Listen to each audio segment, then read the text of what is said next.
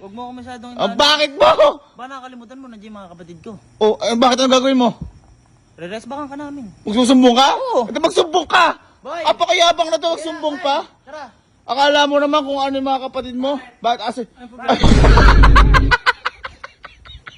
Ano problema? Bakit? Ano mo kapatid ko yan? Ano problema ko yan? Ba't gano'n? Ano? Ba't agay siya kayo? Saan kayo pumunta? Ilakad kasi kami.